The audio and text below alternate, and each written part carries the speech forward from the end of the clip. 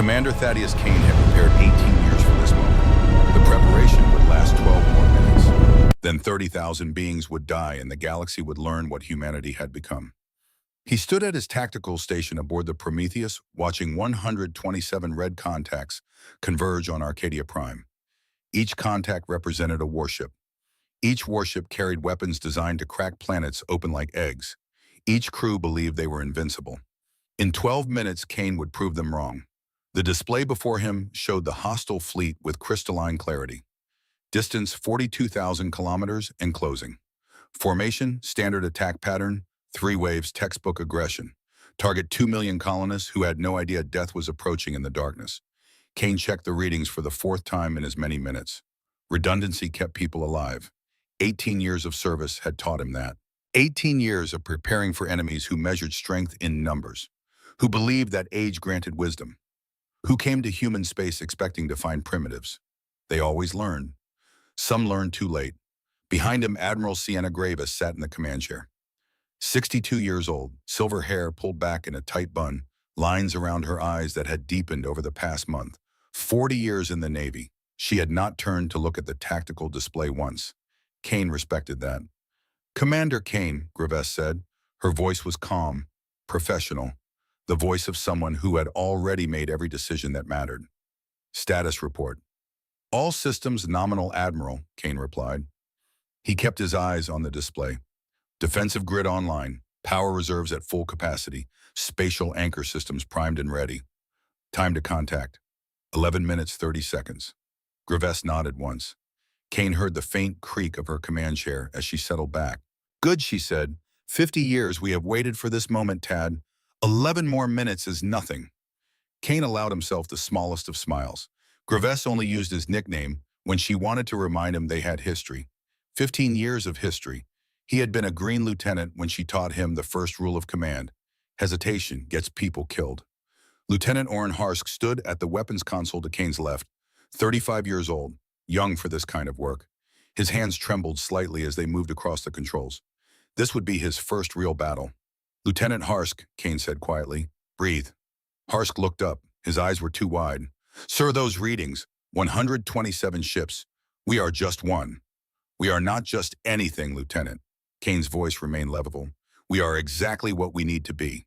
Trust your training, trust your systems, trust your crew." "Yes, sir." Kane returned his attention to the display. The red contacts grew closer. He could see their formation clearly now. Destroyers in front, fast, aggressive, designed to probe defenses and identify weaknesses. Heavy cruisers behind them. The hammer to the destroyer's probe. Dreadnoughts and the flagship in the rear. They would arrive to finish whatever the first 2 waves started. It was a good plan. It would not save them. Kane had spent 18 years preparing for enemies exactly like this. The Prometheus drew its power from quantum cores left behind by a species called the Architects. Cores that tapped into fundamental forces human science was only beginning to understand. The energy available was for all practical purposes infinite power in the hands of finite beings. It was a responsibility that kept Kane awake at night. 10 minutes, he announced. Gravis rose from her chair. She moved to stand beside Kane at the tactical station. Her presence was reassuring, solid. She smelled faintly of recycled air and the mint tea she drank every morning at 0600. "Show me their flagship," she said. Kane brought up the magnified image. The enemy flagship was massive, 3 kilometers long, hull covered in metallic scales. Energy signatures indicated shields powerful enough to withstand sustained bombardment from multiple vessels. "The Eternal Dominion," Gravis read from the intelligence file. "Commanded by Fleet Admiral Vexar Kyle Seth, 380 years old. 47 worlds conquered, 0 defeats." 47 and 0, Kane said. "Impressive record." "It was," Gravis replied. "Past tense commander." Kane understood. Today, that record would change. "Admiral," Harsk called out. "New contacts. 12 vessels breaking from the main formation. Destroyer class, accelerating toward us." "Vanguard," Kane said. "Osh." He had expected this. Standard procedure when approaching an unknown defensive position. Distance, 38,000 kilometers in closing. Weapons range in 4 minutes. Gravis turned to face her crew. The bridge of the Prometheus was not large. 15 stations. 15 of the most highly trained officers in the human fleet. Each one had volunteered for this duty. Each one knew what it meant. All hands, Grives said. Her voice carried through the ship's internal communications. Battle stations. Defensive protocols only. I say again, defensive protocols only. We fire only when fired upon. We use only the force necessary to stop the threat. Nothing more. Is that understood? Acknowledgements came back. Kane appreciated the reminder. It would be easy to use the full power of the Prometheus. Easy to erase the incoming fleet from existence. The weapons systems under his command could do exactly that. But easy was not the same as right. 50 years ago, humanity had discovered ruins on New Hope, a colony expedition, a routine geological survey. Inside those ruins were weapons beyond imagination. Weapons that could fold space itself. Weapons that could redirect energy with perfect efficiency. Weapons built to fight an enemy that devoured galaxies. The architects who built those weapons were long dead, Osman. Their enemy, something they called the Void, had consumed them before they could use their creations. Humanity had found the weapons dormant, waiting. And for 50 years, humanity had debated what to do. Some wanted to use the weapons to conquer, to build an empire spanning the stars. Some wanted to destroy the weapons, to bury them so deep no one would ever find them again. In the end, humanity chose a third path. They would use the weapons, but only to defend, only to protect, only to ensure that the species, like the Valanth species, who measured worth in worlds conquered and populations subjugated, could never threaten the innocent again. Kane had spent the last 18 years making sure humanity kept that promise. 3 minutes to weapons range, he announced. The bridge fell silent, each officer focused on their station. Hands moved across consoles with practiced efficiency. No wasted motion, no unnecessary communication. Quiet competence. Kane checked the power levels one more time. The quantum cores hummed with barely perceptible energy. Ready. Waiting. 2 minutes. Grives returned to her command chair. She sat with her back straight, hands resting lightly on the armrests. Kane had seen her sit exactly that way before battles 100 times. She never showed fear. Kane wondered if she ever felt it. 1 minute to weapons range, Harsk reported. His voice was steadier now. Good, he was finding his center. Sensors detect active targeting locks, another officer called. All 12 destroyers have locked weapons on our position. Let them lock, Grives said. We know where they are. That is all that matters. Kane watched the countdown timer. 60 seconds, 50, 40. He thought about Arcadia Prime. 2 million people down there. Families, children. People who had left Earth to build new lives on new worlds. People who trusted that humanity's fleet would protect them. People who had no idea how close death had come. 20 seconds. The first destroyer opened fire. Plasma beams lanced through space. Each beam carried enough energy to melt through starship armor in seconds. Behind the beams came missiles, dozens of them. Warheads designed to create fusion reactions powerful enough to vaporize city blocks. Kinetic rounds followed. Slugs of depleted uranium accelerated to a fraction of light speed. They struck with the force of tactical nuclear weapons. Kane watched it all, a wall of destruction converging on the Prometheus from 12 different vectors simultaneously. Spatial anchor engaged, Kane reported. His voice remained clinical. All incoming ordnance locked at 3.2 meters from hull. On the tactical display, the weapons simply stopped. Plasma beams froze mid-flight. Missiles hung motionless. Kinetic rounds became statues. Thousands of projectiles suspended in an invisible sphere around the Prometheus. Destroyer squadron has ceased fire, Harsk said. Confusion colored his voice. Holding position. No further attacks. Kane could imagine the case on those destroyer bridges. Officers staring at displays in disbelief. Captains demanding explanations their tactical officers could not provide. Crews trained for 100 different combat scenarios suddenly facing something beyond their experience. He had seen it before. Admiral, Kane asked. The question was simple. The answer would determine what happened next. Grives was silent for 3 heartbeats. Kane could see her weighing the decision. 12 ships, approximately 3,000 crew members, all following orders from a commander who did not understand what he faced. Send the warning, Grives said finally, then demonstrate consequences. Minimal force commander. Understood. Kane's hands moved across his console. Activating compression field. Limited radius. 3-second duration. Execute. Kane pressed the final sequence. The Prometheus began to glow. Pale blue light rippled along its hull. Not reflection. Space itself being bent. Folded. Compressed. The compression field extended outward. It touched the sphere of frozen weapons. It touched the 12 destroyers beyond. Kane counted silently. 1, 2, 3. Space folded. 12 destroyers, each one 200 meters of armored hull and advanced weaponry, were compressed into volumes far too small to contain them. Metal screamed, hulls buckled, reactors overloaded. The ships did not explode so much as cease to exist in any meaningful form. One moment they were there. The next moment, there was only debris. 3,000 lives ended in 3 seconds. Kane felt nothing. That was the part that sometimes worried him. 18 years ago, he would have felt horror, guilt. The weight of those deaths would have crushed him. Now he felt only the satisfaction of a job completed correctly. Threats neutralized, Kane reported, broadcasting warning message to remaining vessels. The message was simple, 7 words in the Valanth language. Kane had written it himself. You have been judged. Withdraw or face extinction. Across the void on the bridge of the Eternal Dominion fleet, Admiral Vexer Kyle Seth stared at his tactical display in silence. 380 years old. Scales darkened with age. Scars marking his face and hands. Each scar a battle. Each battle a victory. Vexar had never lost. He had conquered 47 worlds. Commanded fleets numbering in the thousands. Earned his position through strength, cunning, and an absolute refusal to accept defeat. Now he stood at the observation window of his flagship and tried to process what he had just witnessed.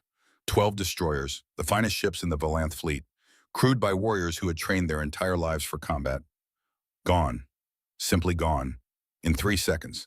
Behind him, his bridge crew worked in stunned silence. Officers who moments ago had been confident and eager now moved with hesitation. Fear. Vexer could smell it in the air.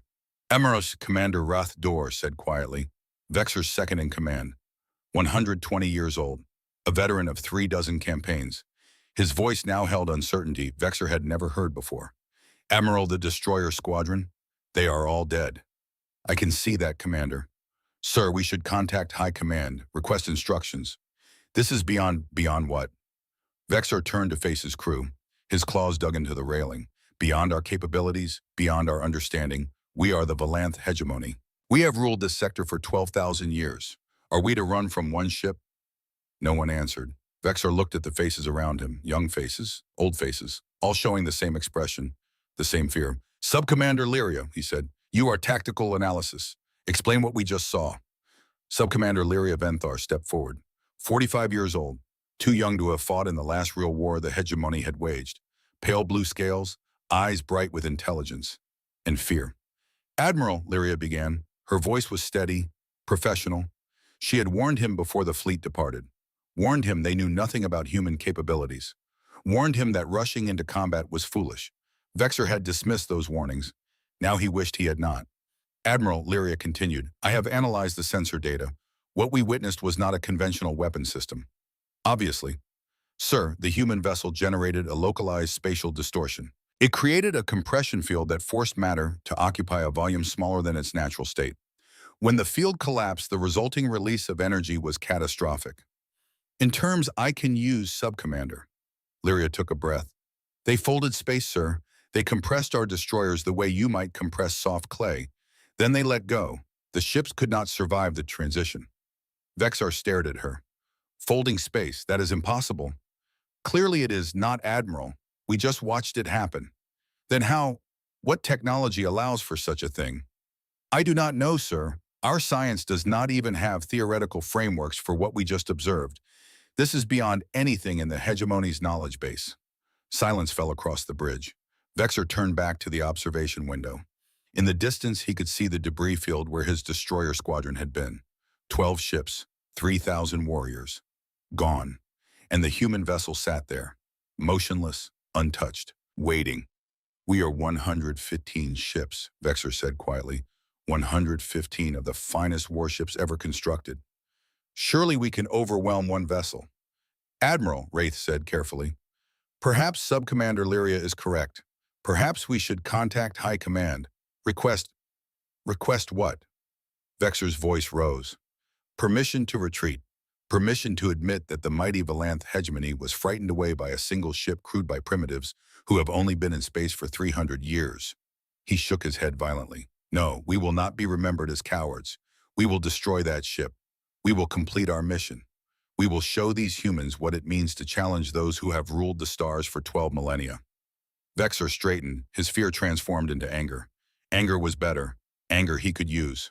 All ships, he commanded, form sphere formation. Surround that vessel on all vectors. I want no possible escape route. Yes, Admiral, the fleet coordinator replied. Vexor watched on the tactical display as his fleet began to move. 115 ships spreading out in a perfect sphere. The human vessel at the center, trapped, surrounded by firepower beyond comprehension. When we are in position, Vexor continued, all ships will open fire simultaneously. Maximum power, every weapon system. We will hit that vessel with enough energy to crack a moon in half. Whatever trick they used against our destroyers, it cannot possibly withstand an assault from our entire fleet. Admiral, Lyria said. Her voice was quiet, almost pleading. Sir, we do not know what we are facing. That ship destroyed our vanguard without suffering any damage, without even showing effort. This could be a trap. This could be our finest hour, Subcommander. Vexor cut her off. This could be the moment that proves the hegemony is still the dominant power in this sector. We have ruled for 12,000 years. We will not allow 300 years of human expansion to challenge that rule. He pointed at the tactical display. That ship is alone, isolated. It has no support, no reinforcements. It is one vessel against 115. The mathematics are simple, Subcommander. We will win because we must win, because we are Valant, because we are inevitable. Lyria opened her mouth to speak, then closed it. She bowed her head. Vexor knew what she was thinking. She was thinking he was wrong. She was thinking this would end badly. She was probably right. But Vexor had built his entire life on victory, on conquest, on the absolute certainty that strength was measured in numbers and firepower. To accept that one human ship could defeat his entire fleet was to accept that everything he believed was false. He would not accept that. He could not. Fleet formation complete, the coordinator announced. All ships report rarity to fire on your command, Admiral. Vexor looked at the display one last time. The human ship sat at the center of the sphere. Dark, silent, waiting. All ships, Vexor said, open fire. 115 warships fired simultaneously. Plasma beams converged from every direction, each beam bright enough to be seen from orbit. Together they created a miniature sun at the center of the Valanth formation. Missiles followed by the thousands, kinetic rounds by the tens of thousands. The amount of energy being released in those few seconds exceeded the output of some stars. For 10 seconds, the bombardment continued. 10 seconds of sustained fire from the most powerful fleet in the sector. Then the weapons stopped. Power reserves depleted. Magazines empty. The Valanth had thrown everything they had at the human ship. Sensors began to clear. The interference from the weapons fire faded.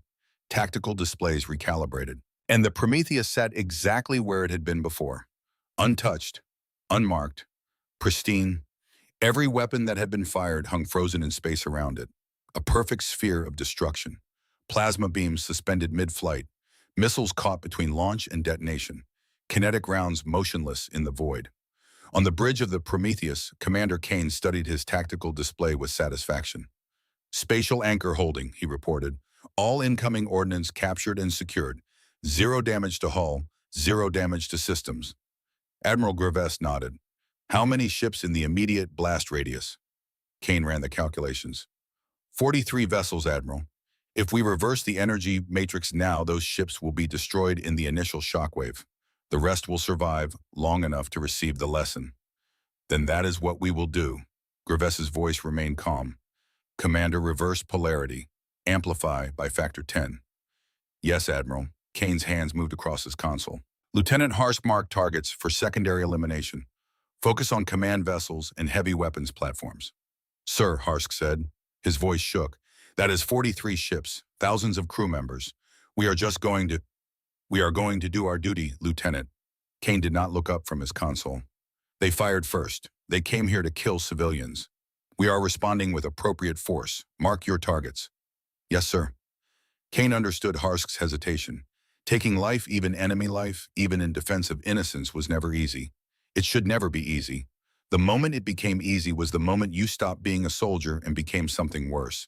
But Kane had learned to compartmentalize, to separate the necessity of the action from the emotional weight of the consequences.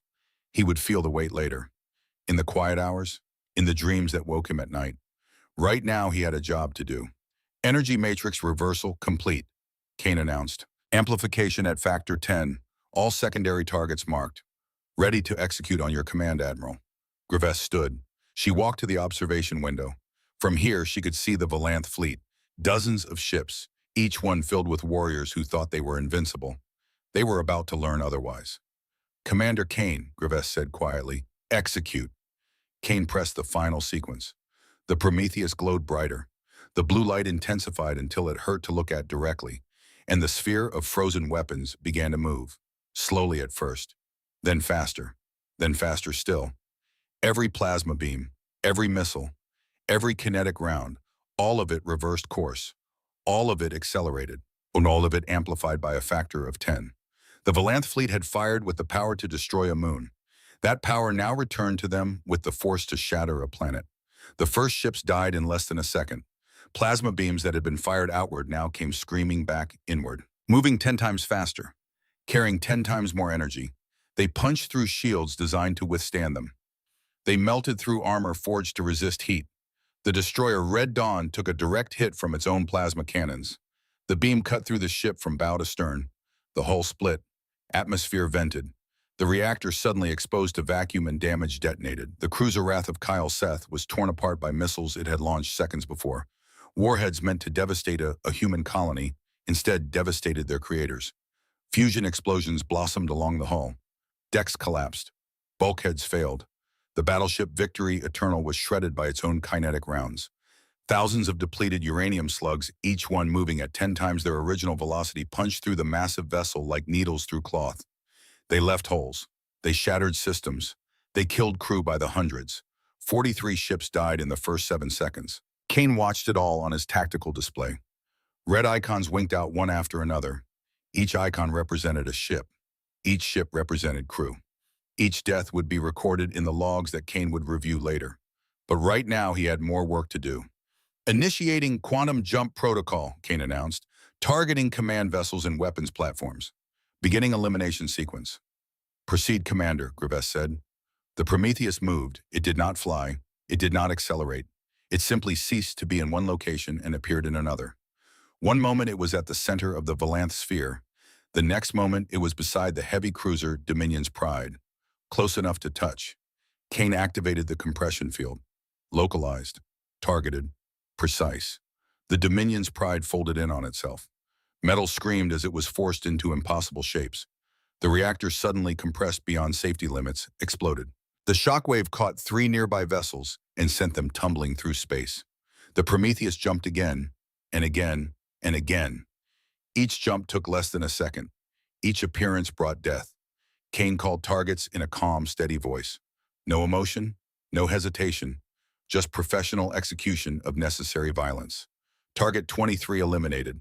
Target 47 eliminated. Target 88 eliminated. Some ships tried to run. Their engines burned at maximum power. They fled in all directions, desperate to escape. None of them succeeded. The Prometheus could move faster than thought.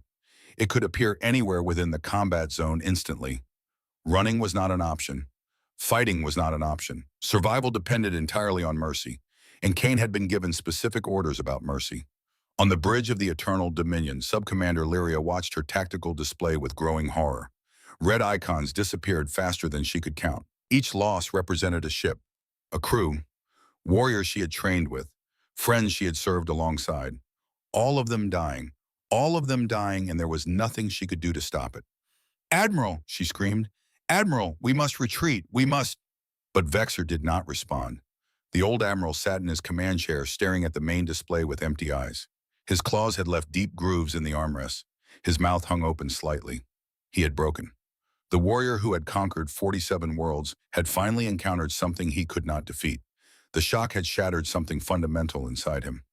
"Commander Wraith," Lyria turned to the second officer. "Take command, order the fleet to scatter retreat at maximum speed." Wrath stared at her, then at Vexor, then at the tactical display where ships continued to die. "You heard the subcommander." Wrath's voice cracked but held. "All ships, scatter formation retreat vector, random maximum burn. Get out of here now." The remaining Valanth vessels fled. 70 ships had already been destroyed. 16 more were crippled and drifting. That left only 11 capable of movement. 11 ships out of 127. In less than 2 minutes. Lyria watched the surviving ships on her display. She watched them run in all directions. She waited for the human vessel to pursue, to finish what it had started. But the Prometheus simply stopped. It hung motionless among the debris, silent, still, like a predator that had finished feeding. A message appeared on Lyria's communications console.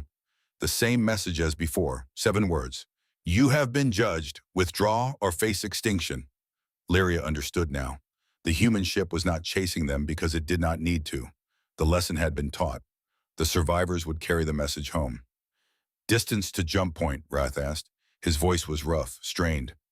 38 minutes at current speed, the navigation officer replied. Maintain course. All ships maintain maximum burn until we clear the system. Lyria looked at Vexar. The admiral had not moved. He sat in his chair staring at nothing. His breathing was shallow. His eyes were unfocused. 380 years of life, 47 victories, an unbroken record of conquest and dominance. All of it meant nothing now. Lyria felt no satisfaction, no vindication even though she had warned him, had told him this would happen. She felt only horror at what she had witnessed, and fear of what would come next. On the bridge of the Prometheus, Commander Kane watched the surviving Valanth ships flee on his tactical display. 11 red icons moving away at maximum speed. 11 ships that would return to their homeworld and tell everyone what had happened here. Targets fleeing, Kane reported. Estimate 37 minutes to jump point. Should we pursue Admiral? Admiral Graves shook her head. Negative. Let them go, Commander. They have seen enough. Understood. Kane began powering down the weapon systems, securing spatial anchor, disengaging quantum jump protocols, returning to standard defensive posture. He looked at the debris field on his display. The remains of 116 warships floated in the darkness. Metal twisted into impossible shapes. Hull fragments tumbling slowly through space. Thousands of bodies frozen in the void. Kane had killed them all. Given the orders. Pressed the controls. Executed the protocols. 18 years of preparation. 18 years of training. All of it leading to 2 minutes of violence that had ended before it truly began. Casualty count, Graves asked. Valanth losses approximately 30,000 dead.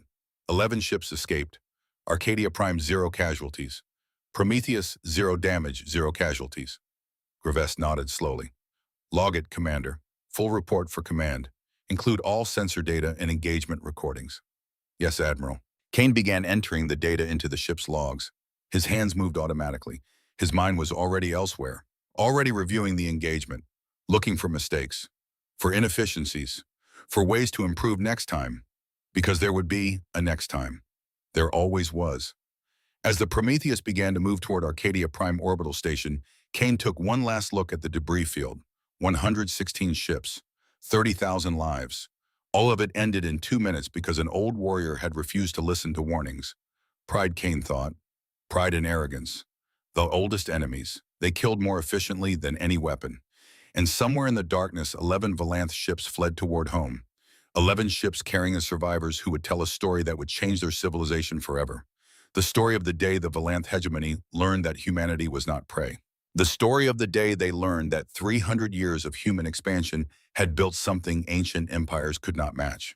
The story of the day Fleet Admiral Vexar Kyle Seth's perfect record ended in fire and blood and the cold mathematics of overwhelming force.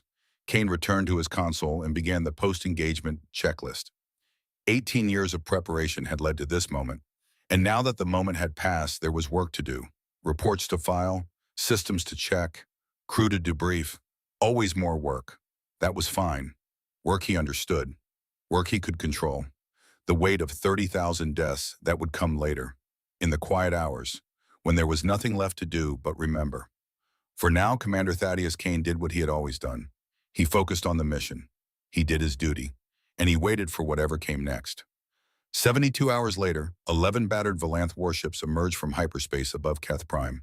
The patrol squadron that had been stationed to meet the returning fleet transmitted a standard greeting. Then silence. Then confusion. Eternal Dominion, this is Commander Thorne of the Keth Prime Defense Force. We were not expecting your return for another week. What is your status? Where is the rest of the 3rd Expeditionary Fleet? On the bridge of the Eternal Dominion, Commander Ralph Dorr sat in the command chair. Admiral Vexar remained in his quarters. The old warrior had not spoken a coherent word since the battle. Medical staff had sedated him, tried various treatments. Nothing worked. Vexar Kyle Seth, conqueror of 47 worlds, had broken completely. He would die 3 weeks later. Not from wounds, from shame. Wrath activated the communications system. His voice was rough, exhausted. He had not slept in 3 days. Commander Thorne, Wrath said, the rest of the fleet is gone. Destroyed. We have critical information for the High Council. Request immediate priority docking and emergency session.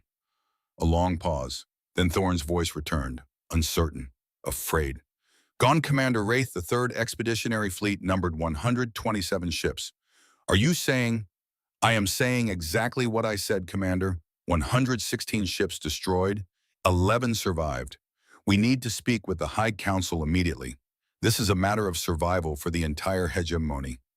Another pause, longer this time. Understood. Escort vectors are being transmitted now. The High Council is being convened. The 11 ships descended toward Keth Prime. The planet was beautiful in its own way, larger than Earth, redder. The cities that covered its surface had stood for thousands of years. The orbital stations that protected it bristled with weapons. All of it meaningless, Wraith thought. If the humans decided to attack, none of it would matter. Subcommander Lyria Venthar stood at her station compiling the final version of her report. She had spent the entire 3-day journey organizing data, cross-referencing intelligence files, building a comprehensive analysis of what had happened and what it meant. The work had kept her focused, kept her from thinking too much about the friends she had lost, the warriors who had died because an old admiral had refused to listen to warnings.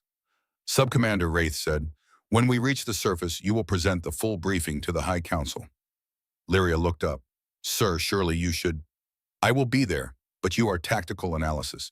You warned us this would happen. You have the data. You have the expertise. And Lyria, Wraith's voice softened, you were right about everything. The Council needs to hear that from you. Lyria felt the weight of responsibility settle onto her shoulders.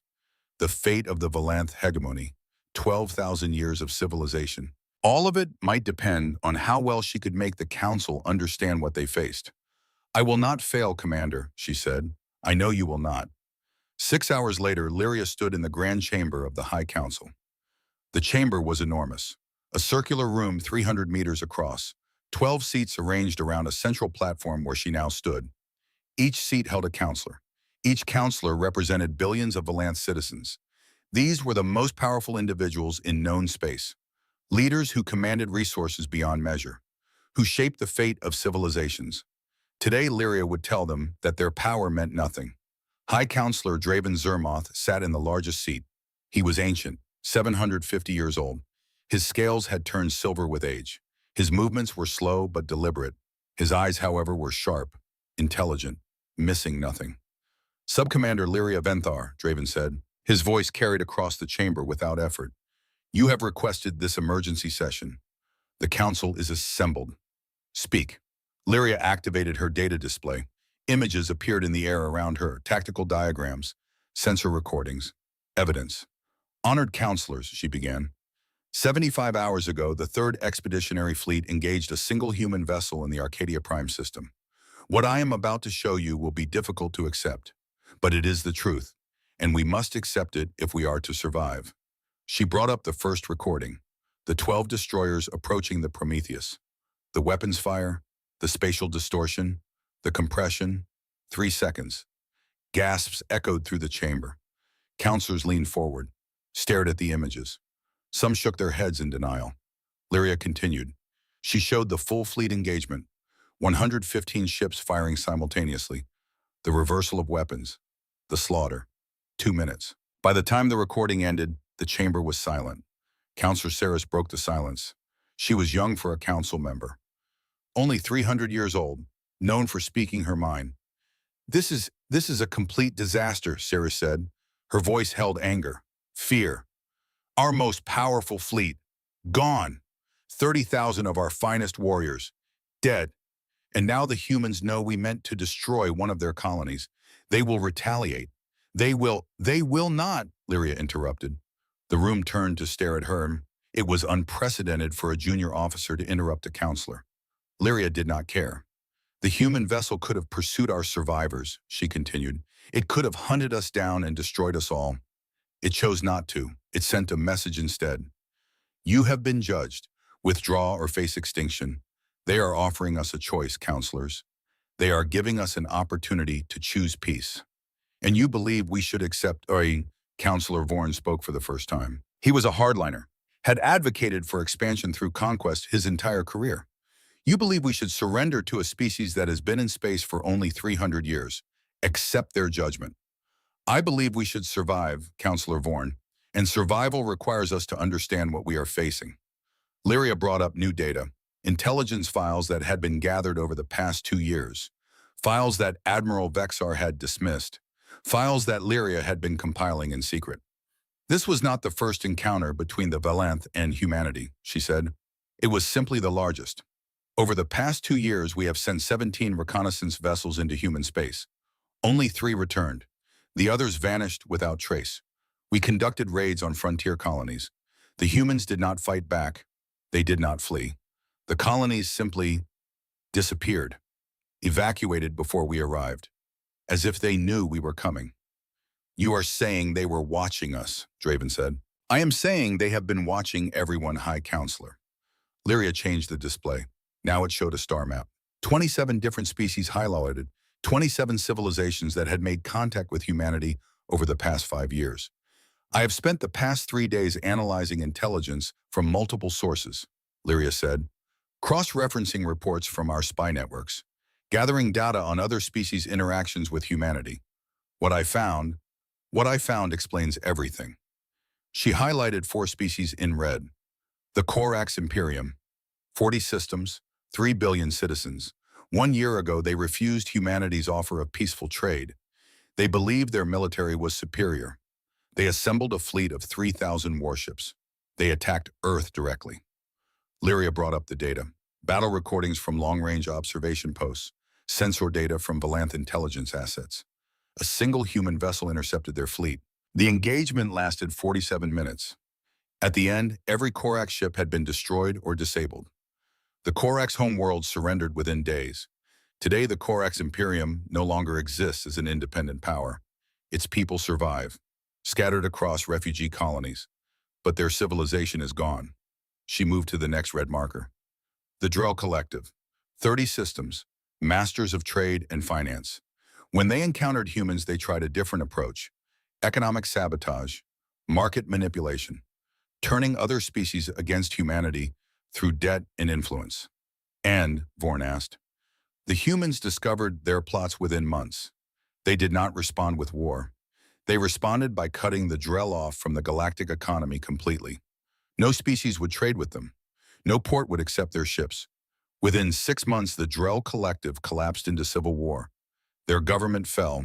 They are still recovering. The third marker. The Synth Unity, a civilization of artificial intelligences. They believed their machine minds could find weaknesses in human systems, could hack their networks, could shut down their technology. Lyria paused. A human vessel designated Hephaestus neutralized their entire network in a single day. Every synth consciousness was suspended, frozen, held in a digital prison until they agreed to negotiate. They were released only after accepting humanity's terms. The fourth marker. The Void Callers, a death cult. They worshiped destruction. When they encountered humanity's power, they rejoiced. They believed the humans were prophesied destroyers come to cleanse the galaxy. They attacked human colonies deliberately, trying to provoke their own annihilation. What happened to them? Saris asked quietly. They got their wish. The Void Callers no longer exist. Not a ship, not a station, not a single survivor. They are the only species humanity has completely destroyed. And they did so only after exhausting every other option. The chamber was silent. Counselors stared at the data, processing, understanding. 4 civilizations, Lyria said. 4 different approaches to dealing with humanity: attack, sabotage, infiltration, provocation. All 4 failed. All 4 paid catastrophic prices. She changed the display again. Now 23 species were highlighted in green. And these, Draven asked, these are the species that chose cooperation, Lyria said. 23 civilizations that accepted humanity's offer of peaceful trade and mutual defense. She brought up economic data, medical records, agricultural reports, the Foreign Trade Federation. Their economy has grown by 40% since opening trade relations with human colonies. The Kelleth Collective. Human medical technology has cured 3 diseases their doctors considered incurable. The Mara Assembly. Human agricultural techniques have doubled their food production. More data scrolled through the air. Evidence of prosperity, growth, progress. In every case, Lyria continued, the species that approached humanity in peace found allies, partners, friends. The humans shared technology, provided protection, asked for nothing in return except that their partners treat others with the same respect. Counselor Vorn stood. His face was dark with anger. You are asking us to surrender, he said, to bow before these newcomers, to accept that the Valanth hegemony, which has ruled this sector for 12,000 years, is inferior to a species that has been in space for 300. I am asking us to survive, Counselor. I am asking us to recognize that the universe has changed. That power is no longer measured in the age of a civilization or the size of its fleets. That humanity possesses something we do not, something we cannot match. And what is that? Weapons left behind by the architects. The chamber exploded into noise. Counselors shouting, demanding explanations. The architects were legend, ancient beings who had built wonders and then vanished. Every species had stories about them. No one had proof they had existed, until now. Draven raised a hand. Silence fell immediately. Explained Subcommander. Lyria brought up her final piece of evidence. Intelligence that had cost 3 Valanth agents their lives to acquire. Recordings from inside human research facilities. Images of ruins on New Hope. Technical specifications that made no sense. 50 years ago, a human colony expedition discovered ancient ruins, Lyria said. They found structures, technology, weapons that had been buried for millions of years. The humans call the builders the architects. According to the data we have gathered, the architects built 12 weapons, vessels of unimaginable power, built to fight an enemy that devoured galaxies. The void, Draven said quietly. Lyria looked at him in surprise. You know of it, High Counselor. I am old Subcommander. I have read the ancient texts, the forbidden histories. Every elder civilization has legends of the void, the darkness that consumes stars, the enemy that cannot be killed. We thought they were myths, stories to frighten children. They were not myths. The architects fought the void and lost. They died before they could use the weapons they built. Those weapons lay dormant for millions of years, until humanity found them. And humanity activated them, Ceres said. Used them. That ship that destroyed our fleet. It was an architect weapon. One of 12, Counselor. The humans call them Titans, and they have all 12. The weight of that statement hung in the air. 12 weapons, 12 vessels that could fold space, that could destroy fleets. That made conventional military power meaningless. Then we are finished, Vorn said. His voice was hollow, defeated. If they have 12 such vessels, we cannot fight them, cannot resist them, cannot. We can choose, Lyria interrupted. We can look at the data, Counselor, look at what happened to the species that fought, and what happened to the species that cooperated. The pattern is clear. Resistance leads to destruction. Cooperation leads to prosperity. The choice is simple. Simple, Vorn laughed bitterly. You call this simple, you ask us to abandon 12,000 years of dominance, of conquest, of expansion, to become what equals with species we have always ruled. I ask us to survive, to adapt, to recognize that the galaxy has changed and that we must change with it. Draven rose slowly from his seat. 750 years of age made the movement difficult, but when he stood, he commanded the room. I remember when we were the young species, Draven said. 12,000 years ago, we were the primitives. We fought with simple weapons. We died in wars over territory that seems meaningless now. Other species looked at us and saw savages, barbarians. He walked slowly around the circle of seats. Each counselor turned to watch him. But we survived. We grew. We learned. We became what we are today. And we did so by adapting, by recognizing when the universe had changed, by understanding that what worked in one era would not work in the next. He stopped at Lyria's platform. Subcommander Lyria warned Admiral Vexar that we knew nothing about human capabilities. She advised caution, reconnaissance, patience. Her advice was ignored, and 30,000 of our people paid the price for that arrogance. Draven turned to face the council. Humanity has done in 300 years what took us 12,000. They have built something that can challenge the gods themselves. We can be bitter about that, angry, resentful, or we can be wise. We can choose to survive, to grow, to become partners with these humans rather than victims of their power. You propose we surrender, Vorn said. I propose we adapt, Draven replied. I propose we send an embassy, seek peace, offer friendship, learn what we can from these humans, and hope. Pray if any of you still remember how, that they accept. And if they refuse, Saris asked, then we learn what the Korax learned, what the Void Callers learned, that humanity's mercy has limits. Draven returned to his seat. He looked at Lyria. Subcommander Lyria Venthar, you warned us. You survived. You understand what we face better than anyone in this chamber. You will lead the embassy to humanity. You will seek peace on behalf of the Valanth hegemony. And you will, if possible, learn why the humans chose to spare us when they could have destroyed us all. Lyria felt the weight of 12,000 years of civilization settle onto her shoulders. An impossible task, a mission that might determine whether her species survived the next decade. She straightened, met Draven's eyes. I will not fail, High Counselor. I will find a way to make peace, whatever it takes. See that you do, Sub-Commander. The fate of our people rests in your hands. The council session ended. Counselors filed out. Some looked relieved, others angry. Vorn left without speaking to anyone. His face was dark with rage at what he saw as a betrayal of everything the hegemony represented. Lyria remained on the platform, alone with her data displays, alone with the recordings of ships dying, warriors screaming, a civilization's pride shattered in 2 minutes.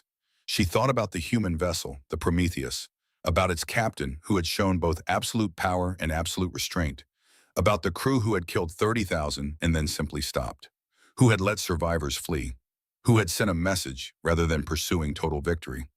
Somewhere out there, humanity waited, 12 titans protecting their space. Weapons of the architects wielded by a species that had chosen to be guardians rather than conquerors. Lyria had 3 weeks to prepare, 3 weeks to study human culture, to learn their language, to build an argument for peace that would convince both her people and theirs that cooperation was better than conflict. 3 weeks to save her civilization. She deactivated her displays and left the chamber. Outside, Commander Wraith was waiting. I heard, he said, you will lead the embassy. Yes. You look terrified. Lyria managed a weak smile. I am terrified, Commander. I am about to fly into the territory of beings who can destroy our entire fleet in minutes, who have weapons we cannot understand, who have shown they can kill without hesitation when threatened. But you will go anyway. Yes, because what choice do we have? We tried war. We lost. Now we try peace, and we hope that humanity is as merciful as they claim to be. Roth put his hand on her shoulder. A simple touch of solidarity. If anyone can make them understand, it is you, Lyria. You saw them. You survived them. You understand them better than any Valanth alive. Use that. Make them see that we can be more than enemies. I will try. That is all any of us can do. Lyria left Wraith and returned to her quarters. She had 3 weeks of preparation ahead. 3 weeks to study everything known about humanity, to build her argument, to find the words that would convince a species that had every reason to destroy the Valanth, that peace was the better option. 3 weeks until she would stand before the humans and learn whether mercy was truly part of their nature, or whether the Valanth hegemony would join the Korax Imperium and the Void Callers in the dust of history. She sat at her desk, pulled up files on human culture, psychology, history, and she began to study. Because survival was not guaranteed, but it was possible. Impossibility was enough. For now. 3 weeks later, Sub-Commander Lyria Venthar stood on the bridge of a diplomatic vessel and watched a single point of light grow larger on the view screen. The journey from Keth Prime had taken 21 days. 21 days of studying human culture, learning their language, preparing arguments for peace. 21 days of fear and hope warring in her chest. Now she was here, at the coordinates humanity had provided, and that single point of light was growing, resolving, becoming a ship, the Prometheus. Lyria felt her scales tighten, an involuntary response to threat. Every instinct screamed at her to run, to flee, to get as far from that vessel as possible. She forced herself to remain still. Hailing on all frequencies, her communications officer reported. His voice shook slightly. No response yet. Keep trying, Lyria said. They know we are here. They are deciding whether to answer. Beside her, her aide Kethis shifted nervously. The young male was barely 30 years old. This was his first diplomatic mission. Lyria had chosen him because he was smart, adaptable, capable of learning quickly. Right now, he looked terrified. "Sub-Commander," Kethis said quietly, "that ship, it is the one that destroyed our fleet." "I know. What if they do not want peace? What if they—" "Then we die, Kethis, and the hegemony learns that we tried.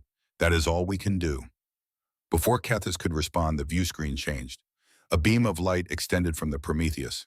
It touched their vessel, and the universe shifted. Lyria felt the sensation she had read about in the reports. The feeling of being everywhere and nowhere, of space folding around her, of reality bending in ways it should not bend. Then the sensation passed, and they were somewhere else. "What?" Kethis stared at the new view screen. "What just happened?" Lyria understood immediately. They were inside a hangar bay, massive, large enough to hold a dozen capital ships. The walls were smooth white, light came from everywhere and nowhere, and suspended in perfect formation around them were 11 more vessels. 11 more Titans, 12 total. Lyria's breathing stopped. She had known intellectually that humanity possessed 12 architect weapons. Knowing and seeing were different things. 12 vessels, each one capable of destroying fleets, each one an instrument of absolute power, and humanity controlled them all. "By the ancient gods," Kethis whispered, "there are 12 of them." "Yes," Lyria said. Her voice was barely audible. 12 guardians, 12 weapons that could burn the galaxy to ash. And we came here to convince them not to use those weapons on us. A new voice spoke from the communication system. "Human, female, speaking perfect, Valanth. Sub-Commander Lyria Venthar, welcome aboard the Prometheus. My name is Admiral Sienna Graves. I have been authorized to meet with you and your delegation. A shuttle is approaching your vessel now. Please proceed to your airlock." Lyria activated her communicator. "Admiral Graves, we are honored by your welcome. We will be ready." The shuttle was small, human in design, angular where Valanth craft were curved, but functional, efficient. The human crew member who greeted them was polite, professional. She helped them find seats and secured their safety restraints. The flight to the Prometheus took minutes. As they approached, Lyria studied the vessel through the viewport. The hull still looked wrong, black that was not black, darkness that seemed to drink light, angles that shifted when viewed directly. Impossible geometry made real. The shuttle docked, the airlock opened, and Lyria stepped onto the Prometheus for the first time. The corridor beyond was surprisingly normal. White walls, simple lighting, a floor that felt solid beneath her feet. After the strangeness of the exterior, the mundane interior was almost disappointing. Almost. Admiral Sienna Graves waited at the end of the corridor. She was older than Lyria had expected. 62 years by the intelligence files. Silver hair pulled back, lines around eyes that had seen too much. But her smile was warm, genuine. She extended her hand in the human gesture of greeting. Lyria took it carefully, mindful of her claws. "Sub-Commander Lyria," Graves said, "it is an honor to meet you." "The honor is mine, Admiral. Thank you for agreeing to this meeting. Please follow me. We have prepared a conference room, somewhere comfortable where we can talk." Graves led them through corridors that hummed with barely perceptible power, past crew members who nodded politely, through sections that felt simultaneously advanced and utilitarian. They arrived at a conference room, large, dominated by a table surrounded by chairs adjusted for Valanth physiology. One wall was transparent, or appeared to be. It showed stars, deep space, beauty and emptiness in equal measure. "Please sit," Graves said. Lyria and her delegation took seats. The chairs were surprisingly comfortable, designed for their body structure. Someone had done research, had prepared. Graves sat across from them, alone, unguarded, confident. "I will be direct, Sub-Commander," Graves said. "You came here seeking peace. That suggests you understand what you face, what humanity is capable of. Is that accurate?" Lyria nodded. "We understand, Admiral. We sent 127 ships to destroy one of your colonies. You destroyed 116 of those ships in less than 2 minutes. You demonstrated power beyond anything we have encountered, beyond anything we can match. And yet you are here, speaking to me rather than preparing for war. Why?" "Because war would be suicide," Lyria said simply. "We analyzed the data, Admiral. We studied what happened to species that opposed you, the Korax, the Drell, the synth unity, all of them tried to fight or undermine humanity. All of them paid catastrophic prices. We do not wish to join them. Graves was silent for a moment, studying Lyria's face, searching for deception, for hidden motives. Apparently she found none. You are afraid of us, Graves said. Not a question, a statement. Yes, Lyria admitted. I watched your ship destroy our fleet. I saw warriors who believed themselves invincible die in seconds. I witnessed power that should not exist. Fear is the appropriate response. But you came anyway. Because fear without understanding is just cowardice. I need to understand, Admiral. I need to know what we are dealing with, why you spared us when you could have killed us all, what you want from the galaxy, whether peace is truly possible or just a temporary pause before inevitable conflict. Graves stood, walked to the transparent wall, looked out at the stars. I was 25 when I joined the Navy, she said quietly. Young, idealistic. I believed that strength was enough, that if you were powerful enough, no one could hurt you. 40 years taught me differently. Strength without purpose is just violence. Power without restraint is destruction. She turned to face Lyria. 50 years ago, we found something on New Hope, something that changed everything. We found weapons built by a species that no longer exists. Weapons designed to fight an enemy that consumed galaxies. And we had to choose what kind of people we would be when we activated those weapons. And you chose to be guardians, Lyria said. Yes, because conquest is easy. Empire is easy. Taking what you want because you have the power to take it is the oldest story in the galaxy. But protection, defense, using power only to stop harm rather than cause it, that is hard. And hard is what makes us better than our worst impulses. Before Lyria could respond, the door opened. A human male entered, younger than Graves, perhaps 42 years old. Brown hair with gray at the temples, eyes that had seen combat, moved with the precise economy of motion that marked career military. Lyria recognized him immediately. The voice from the battle recordings, the calm announcements of targets eliminated, the professional execution of mass death. Commander Thaddeus Kane. Admiral, Kane said, you wanted me to join the briefing. Yes, Tad, come in. Graves gestured to a seat beside here. Subcommander Lyria, this is Commander Thaddeus Kane. He commanded tactical operations during the engagement at Arcadia Prime. Kane met Lyria's eyes. She saw no apology there, no regret, just professional acknowledgement. Subcommander, Kane said, I am sorry for your losses, but not for my duty. Lyria felt anger flash through her. This human had killed thousands of her people, had called targets with clinical precision while warriors died, and now he sat across from her, expressing sorrow without remorse. She forced the anger down, controlled it, yassed it. You were the one giving orders during the battle, she said, calling targets, directing the attacks. Yes, 30,000 of my people died. You killed them without hesitation. To save 2 million colonists who had done nothing wrong, Kane replied. His voice remained level, calm. Your fleet came to commit genocide, Subcommander. We stopped you. That was our duty. Nothing more, nothing less. And you feel no guilt for what you did. Kane was silent for a moment, considering the question seriously. I feel sorrow, he said finally. Sorrow that it was necessary. Sorrow that Admiral Vexar refused to listen to your warnings.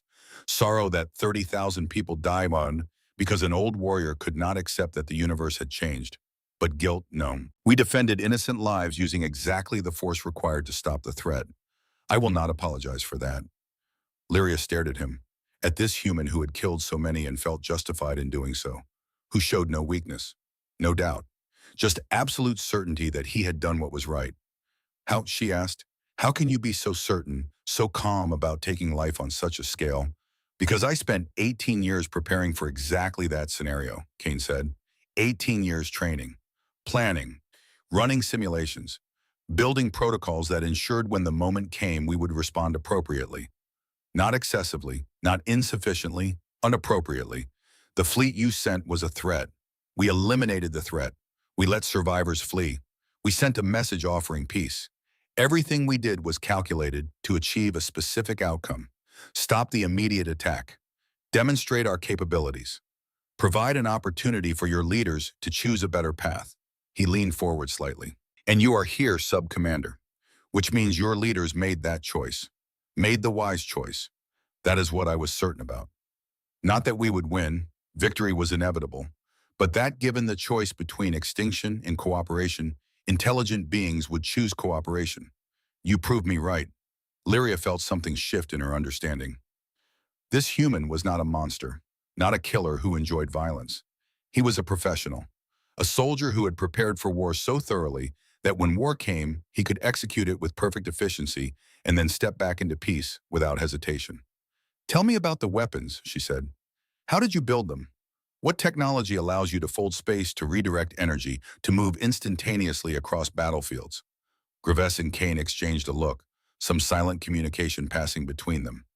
We did not build them, Graves said. We found them.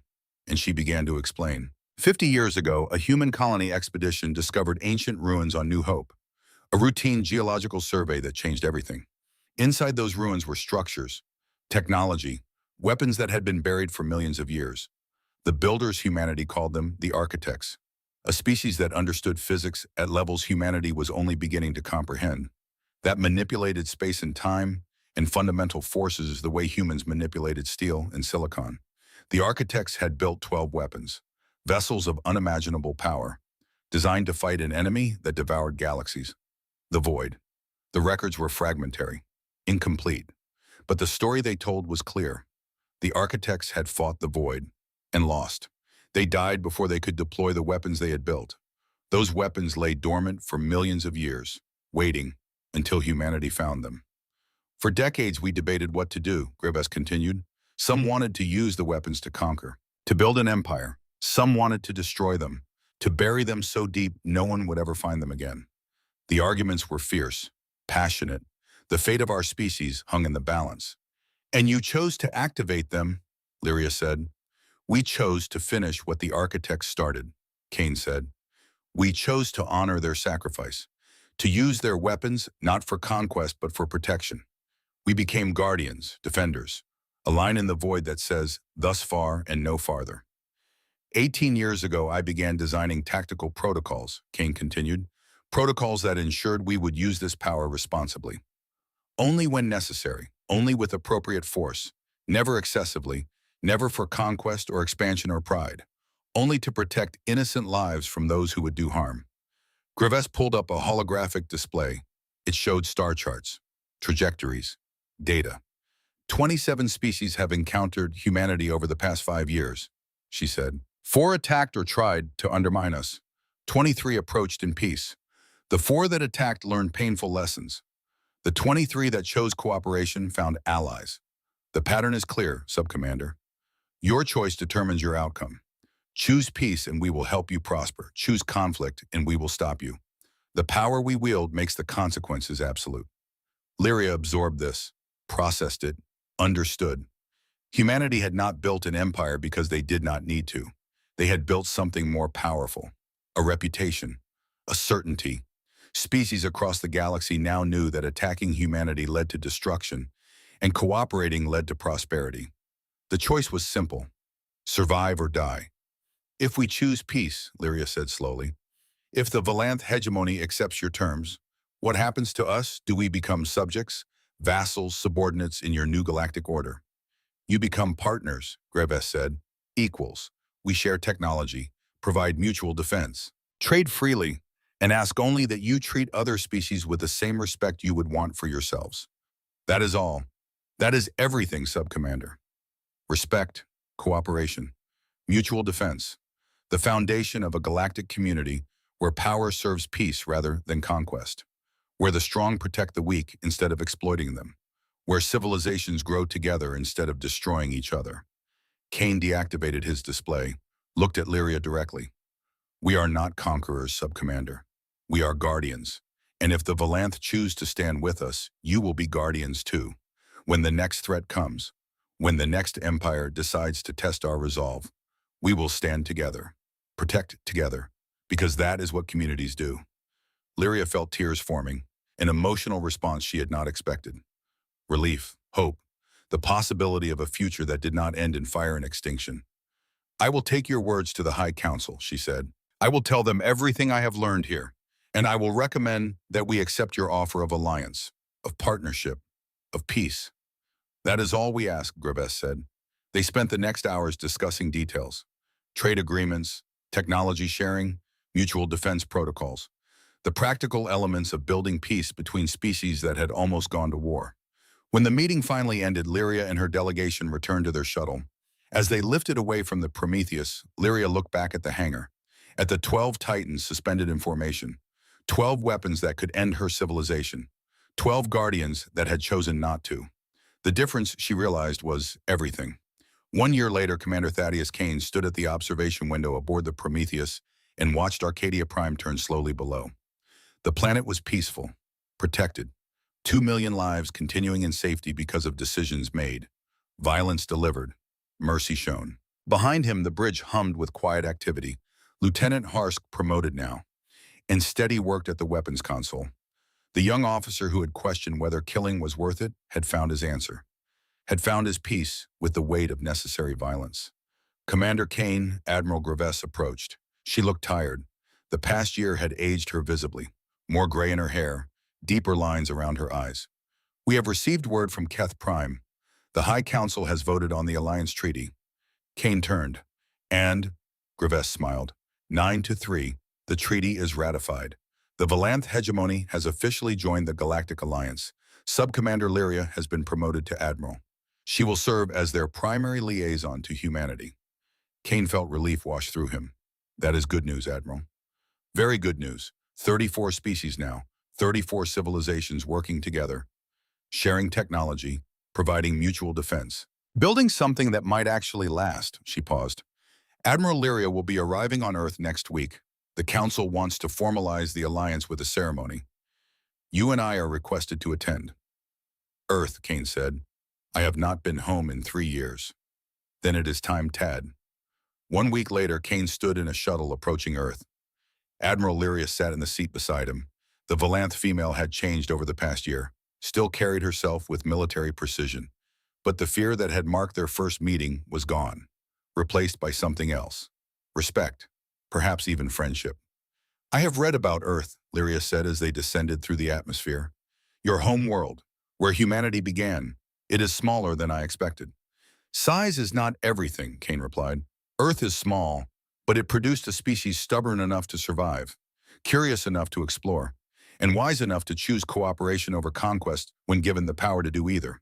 The shuttle broke through the clouds. Below them, the spaceport came into view, massive, bustling.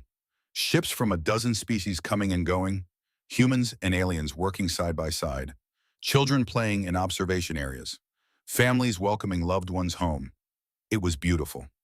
Lyria stared at the scene with wonder. You have built something remarkable here, Commander. We built it together, Kane corrected. Humanity, Valanth, all 34 species in the Alliance. Every species that chose cooperation over conflict. This is what peace looks like when enough people commit to it. The shuttle landed, the airlock opened, and they stepped out onto Earth. The crowd that greeted them was enormous. Thousands of beings, human and alien, young and old. They cheered, waved banners, celebrated the formal alliance between humanity and the Valanth hegemony. Admiral Graves waited at the base of the shuttle ramp. Beside her stood representatives from the Alliance Council, leaders from dozens of worlds, all gathered to witness this moment. Admiral Lyria, Graves said, welcome to Earth, welcome home. Lyria looked around at the crowds, at the celebration, at the evidence of genuine joy that the Valanth had chosen peace. 1 year ago, Lyria said quietly, I stood before you terrified, certain that humanity would destroy my people for what we had tried to do. Today I stand here as an ally, a partner, a friend. That transformation, that possibility, I did not think it existed. It exists because we chose to make it exist, Graves replied. Because after the battle at Arcadia Prime, we had a choice. Pursue revenge or pursue peace. Destroy the Valanth or give them an opportunity to be better. We chose opportunity, and you chose to accept it. She extended her hand, Lyria took it, and the crowd erupted in cheers. They walked together through the spaceport. Kane fell into step beside Lyria. Around them, humans and aliens mingled freely. Children of different species playing together. Adults conducting business, trading, learning from each other. They reached a garden at the center of the spaceport complex. Trees from Earth and a dozen other worlds grew together. Water features reflected sunlight. Benches invited rest and conversation. Graves led them to a quiet corner, a place where they could speak without the press of crowds. There is something you should know, Graves said, both of you, something we have kept classified until now. But as Alliance leaders, you have the right to understand the full picture. She activated a small holographic projector. Images appeared in the air before them. Data from deep space sensor networks. Readings from the edge of explored space. 6 months ago, Gravis continued, our long-range monitoring stations detected anomalies at the galactic edge. Spatial distortions. Energy signatures that do not match any known natural phenomena. Kane felt cold. He knew what this was before Gravis said it. The void, he said. Yes, the enemy the architects fought, the force that consumed them before they could deploy the weapons they built. It is not gone, Tad. It was never gone. Just dormant, distant. But the readings suggest it is active again, and it is moving. Lyria looked between them. The enemy you mentioned, the one the architects could not defeat. You are saying it still exists. The 12 Titans were not built to fight species like the Valanth or the Corax, Kane said. They were built to fight something far worse, something that makes our conflicts look like children arguing over toys. Graves brought up more data, projections, timelines, estimates. Based on current readings, we estimate the void will reach Alliance space in approximately 7 to 12 years. We do not know exactly what it is. The architect records are fragmentary, but we know it consumed civilizations, ended species, turned entire regions of space into dead zones where nothing can survive. She looked at both of them. The alliance we have built, the 34 species working together. We did not build it just to prevent war among ourselves. We built it because when the void comes, we will need everyone, every species, every resource, every mind working together to find a way to survive what the architects could not. Lyria was silent, processing, understanding. You gave us peace, she said slowly, not as an end in itself, but as preparation for a greater war. We gave you peace because peace is right, Graves corrected. Because cooperation is better than conflict. Because civilizations working together are stronger than civilizations destroying each other. But yes, we are preparing. Building strength through unity, because when the void arrives, humanity alone will not be enough. The Titans alone will not be enough. We will need all of us, standing together. Us, Kane looked up at the sky. Blue, beautiful, peaceful. For now. 7 years, he said, maybe 12. To prepare an alliance of 34 species to fight an enemy that destroyed the architects. An enemy we barely understand. Yes, Graves said. That is why every species we bring into the alliance matters. Why every day of peace matters. Why choosing cooperation over conquest was not just morally right, but strategically necessary. She placed her hand on Kane's shoulder. You spent 18 years preparing for war with species like the Valanth. Now we prepare together for something worse. All of us, human, Valanth, every species that chooses to stand against the darkness. Lyria straightened. Her scales rippled with determination. The Valanth hegemony stood for 12,000 years, she said. We ruled through strength, through conquest, through domination. That era is over. Now we learn a new way. We stand with humanity, with the alliance. And when the void comes, we will be ready. Kane felt something settle in his chest, a sense of rightness, purpose. For 18 years he had prepared for war. For 1 year he had helped build peace. Now he understood that both had been necessary, that the skills he had developed, the protocols he had written, the certainty he had cultivated would all be needed, not to fight other species, but to defend all species. Graves looked at both of them, at the human commander who had killed 30,000 to save 2 million, at the Valanth admiral who had survived that killing and chosen to build bridges instead of seeking revenge. The strongest thing in the universe is not the power to destroy, Graves said quietly. It is the choice not to use it. We proved that at Arcadia Prime.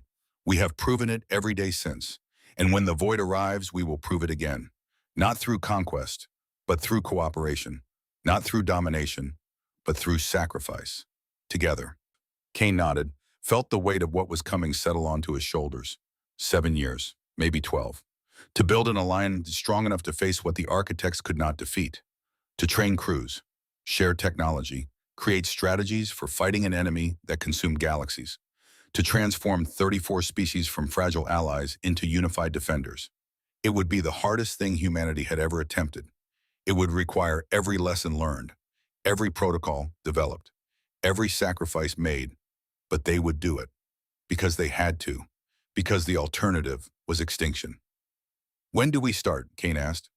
We already have, Gravis replied. Every day of peace is preparation. Every species that joins us is strength. Every moment we choose cooperation over conflict is training for what comes next. She smiled, tired but genuine. The void is coming, Tad, but it will not find us alone. It will not find us divided. It will find 34 species standing together, 12 titans ready to defend, and the lessons the architects died before they could learn. That choice matters, Kane said. That cooperation is stronger than conquest. Yes, and perhaps that will be enough.